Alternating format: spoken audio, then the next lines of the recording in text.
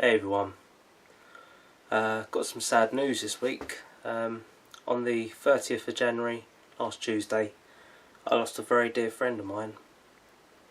We've known each other for about 8 years, and we've grown quite close over that time. I mean, he's hurt me in the past, and I've given him everything that he could ever want. It's just so sad. So I'd like to give a minute's silence to my table saw.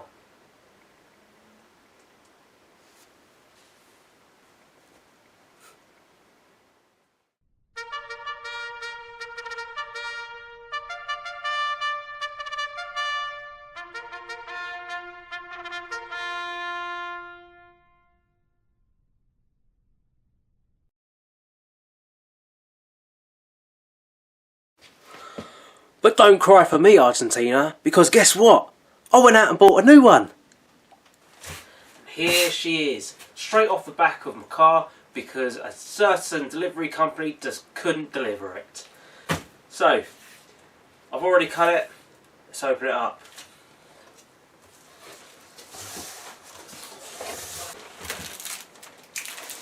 Instructions. It's got that new tool smell and everything. Oh. So the table saw as it comes is upside down, so just need to lift it up and then turn it over. Oh, that's just a little bit heavy. I forgot it's a cast iron top. Right, here we go, here she is. Now I want to make a table for this similar to what I did with the Erbauer, but I want to do it more to the sort of design I did for the Raz table. I really like how that came out with the drawers underneath and then everything else stacked on top of that. So what I want to do is put this up initially just so I can see all the measurements and everything like that, and just to make sure that all the components that should be with the saw are indeed there. And I want to have a quick play as well. Montage!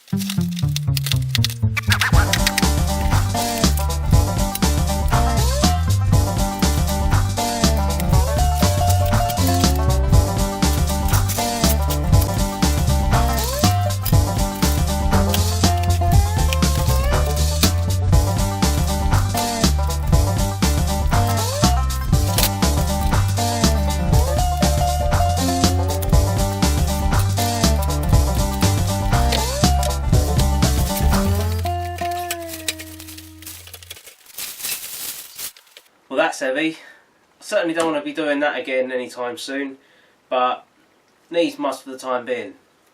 Right, so we're going to start putting all the components to the saw together now, and the first thing it says to do is to put this in. It's going to be the left hand side of the kerf plate. So every time that the blade is in the upright position or the 90 degrees, this is going to be in place. If it's going to be anything other than 90 degrees, then we take it out.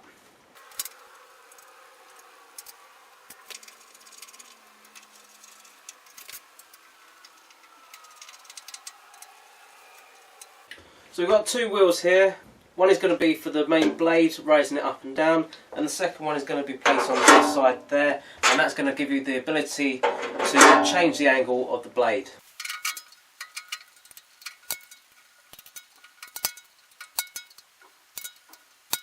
Quite like these.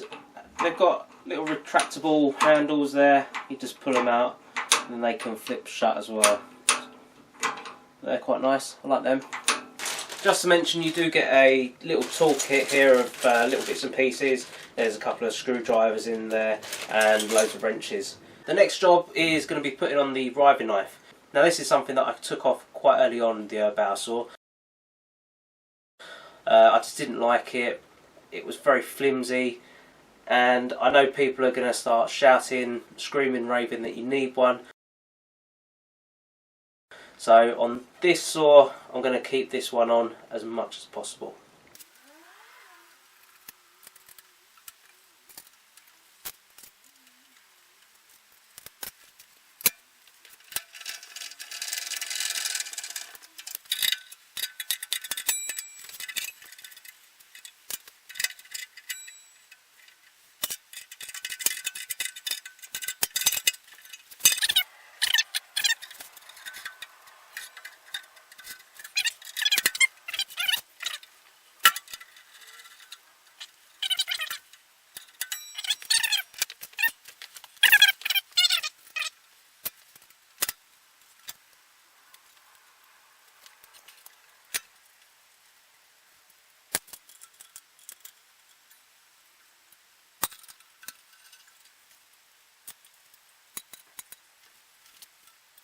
Okay, I'm now going to start adding on the long fence rail and the side extension. I will just point out that those pieces are additional to this saw. If you want to go for just the basic saw, then this is just what you'll get, and you'll have like a smaller fence here. But if you do go for the full package like I did, you will get the extension, the sliding table. You get the idea.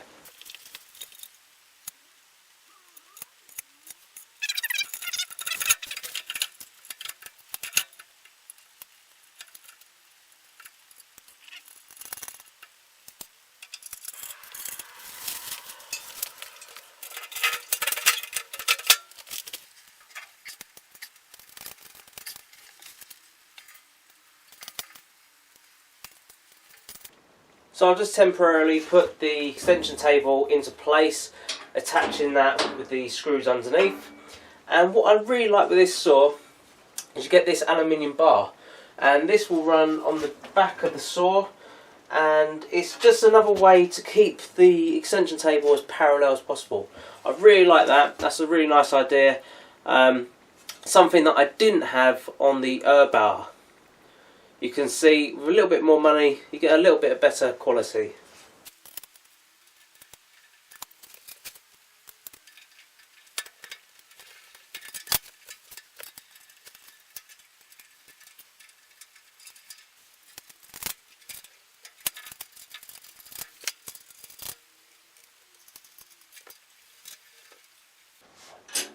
I'm only very lightly putting pressure on all the nuts at the moment. Don't want it over tightened because I need to add the foot at the end, and once that all gets level, then I can go around and tighten every single nut.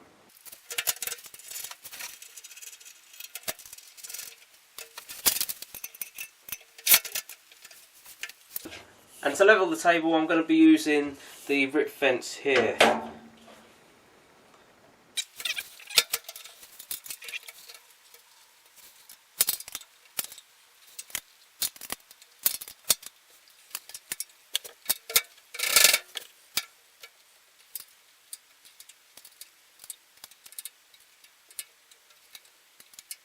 Take that from me, that was a complete and utter ball ache.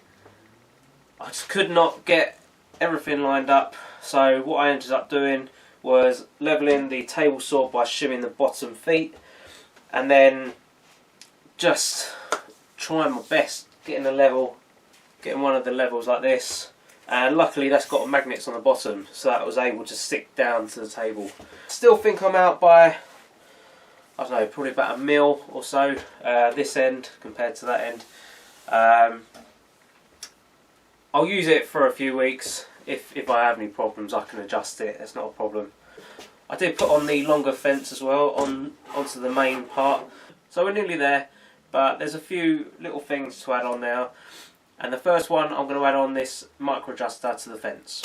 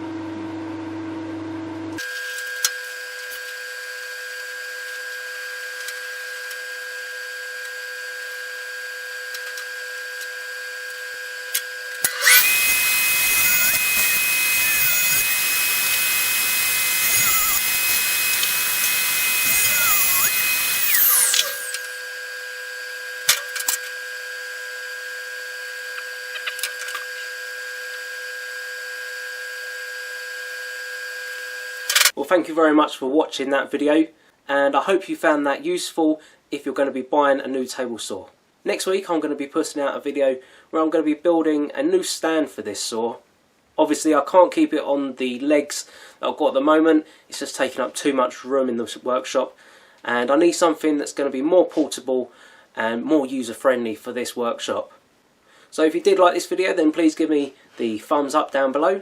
Also as well, leave me a comment. If you do have this saw already, let me know what you like or dislike about it and what you personally would do to improve on it. If you haven't already, please do click the subscribe button. You'll be the first to hear of all my latest videos when they go live. So until the next time, I'll see you soon.